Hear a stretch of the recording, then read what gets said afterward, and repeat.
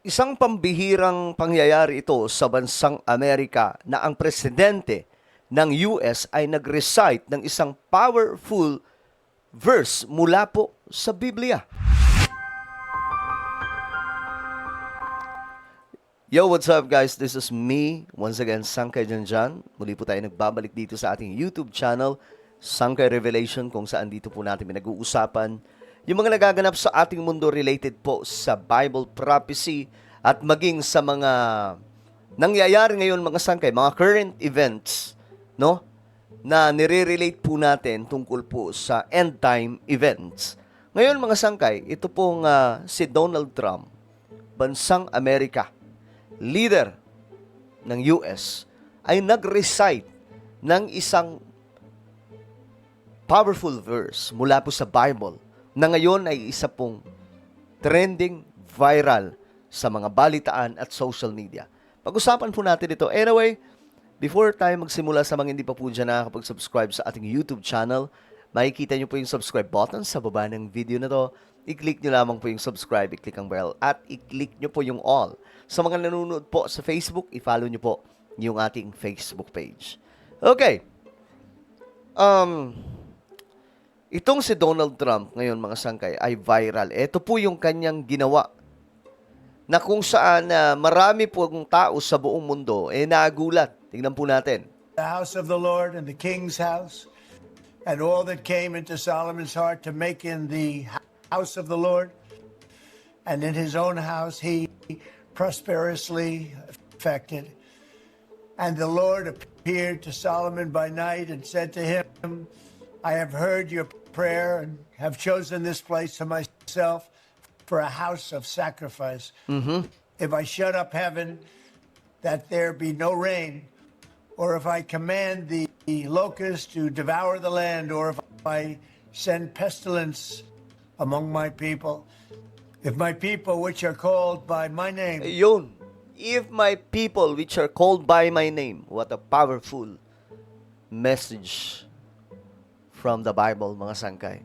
So ito po yung sinasabi na marami na inirecite daw po ni Donald Trump ang isang makapangyarihang bersikulo mula po sa Biblia.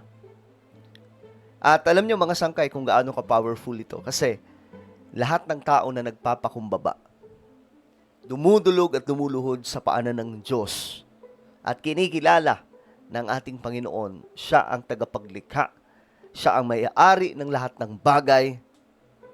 Mga sangkay, binibigyan ng ating Panginoon ng matinding pagpapala at pinapalaya ang isang bansa, no?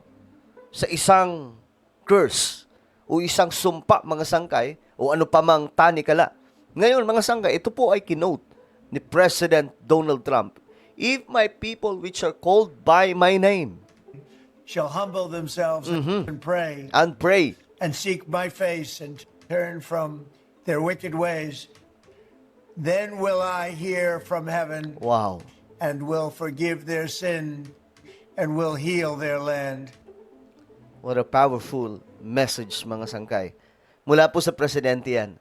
Alam nyo, isa sa dahilan kung bakit kinagigiliwan ngayon si Donald Trump ng maraming churches doon po sa Amerika, kasi for the first time, no, after a long, ilang dekada na ba mga sangkay, na ang Amerika wala pong presidente na kagaya po ni Donald Trump na nagkaroon ng Bible study doon po sa White House, nagkaroon po ng mga pagpupuri sa White House, nagkaroon po siya ng suporta sa maraming mga churches, especially sa mga born-again Christians, mga sangkay, mga believers ni Jesus Christ. First time daw po ito nangyari na may ganitong klaseng presidente. Though, mga sangkay, there are many people, mga sangkay, na nagsasabi na ito daw po ay political strategy ni Donald Trump. Kasi ang Amerika, marami po mga Kristiyano po doon. No? Marami po mga Kristiyano doon, mga sangkay. Kaya nga lang, ang US, nakita naman po natin kung paano din po gumapang sa makamundong layaw, kasalanan, mga sangkay. Lalong-lalo na po sa California, 'di ba? Sa Las Vegas, mga sangkay. Grabe po, rampant po dyan mga sangkay. Parang normal na lamang po yung mga hindi normal, ginagawa na pong normal. So pagdating po ni US President Donald Trump, lahat nagbago. Binalik ang pagbabasa ng Bible. Kahit sa mga school, mga universities, mga sangkay, binalik po nila ang pagre-recite sa mga Bible verses sa Bible, mga sangkay. And then, right now, itong presidente na to mga sangkay, pinapaboran lahat ng mga Kristiyano. Doon sa Nigeria, mayroon pong persecution sa mga Kristiyano po doon. Then, to the rest back po, no? To the rescue, ang ating leader na si Donald Trump, mga sangkay, bilang isang, kumbaga, pag sinabi kasing US, no? Marami pong buong mundo, mga sangkay, nakatingin sa kanila. Kaya nga po, may mga interpretation na itong sinasabing modern Babylon na tinukoy po sa Bible, mga sangkay, sa end time events, ay ang Amerika daw. Sabi po ng mga Bible scholars, marami pong naniniwala dyan. So ngayon, mga sangkay, kinote ni Donald Trump ang isang bersikulo na kung saan ito po ay powerful kasi ang Amerika ay nasa healing process, no? Bakit sila nasa healing process? Kasi nga po ang US talagang gumapang po yan sa kasalanan sa mahabang panahon. At ngayon, ang presidente po nila, gusto po niyang magkaroon ng kaayusan, mga sangkay. Kaya nga po yung LGBT, di ba? Siya lamang po ang presidente na hindi po mabur doon kasi labag daw po sa kautusan ng ating Panginoon. Now my eyes shall be open and my ears attent Wow. to the prayer that is made in this place. For now I have chosen and sanctified this house, that my name may be there forever, and my eyes and my heart shall be there perpetually.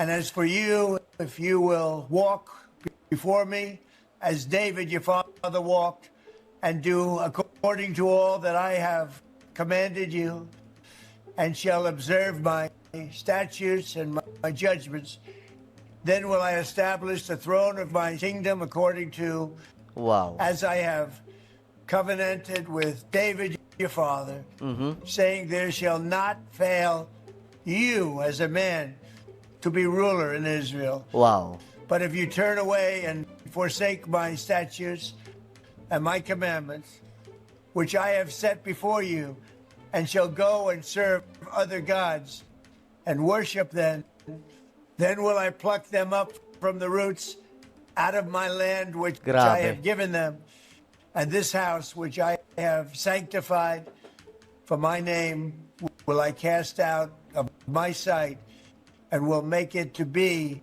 a proverb and a byword among nations. Grabe. Yan po yung warning ng ating Panginoong Diyos noon kay King Solomon, no?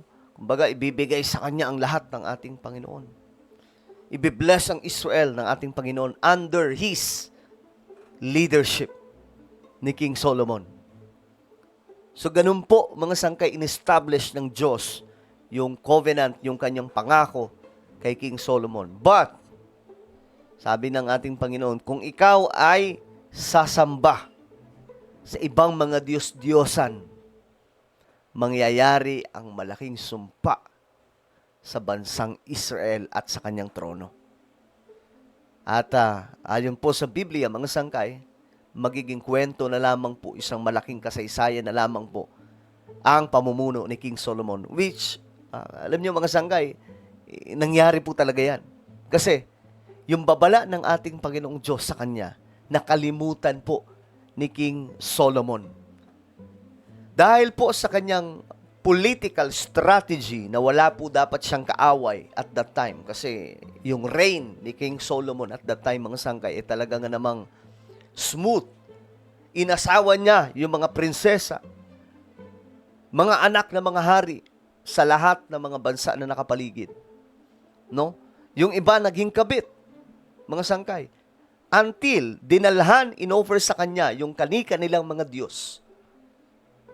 At sa kanyang political leadership o political strategy, nahulog po doon si King Solomon dahil sumamba po siya sa mga Diyos-Diyosan.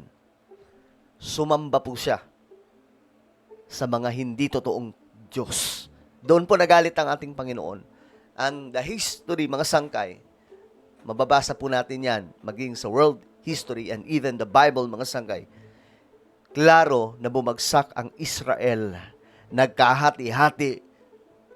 Maraming naging problema, mga sangkay, until na nagkasakop-sakop ng maraming mga imperyo. So ito po ay kinote ni Donald Trump. What a powerful message, no, mula po sa Bible, mga sangkay. At ito po ay viral ngayon. At ito din po, mga sangkay, ay sakto na pangangailangan ng bansang Amerika. At hindi lang US, kundi buong mundo, mga sangkay. Alright? Well, ano po ang inyong opinion? Comment down below. Meron tayong YouTube channel. Ito pong Sangkay Revelation. Alright? Huwag niyo pong kalimutan na isubscribe ito kung hindi ka pa po nakakapag-subscribe. Alright? So ako na po ay magpapaalam. Mag-iingat po ang lahat. God bless everyone.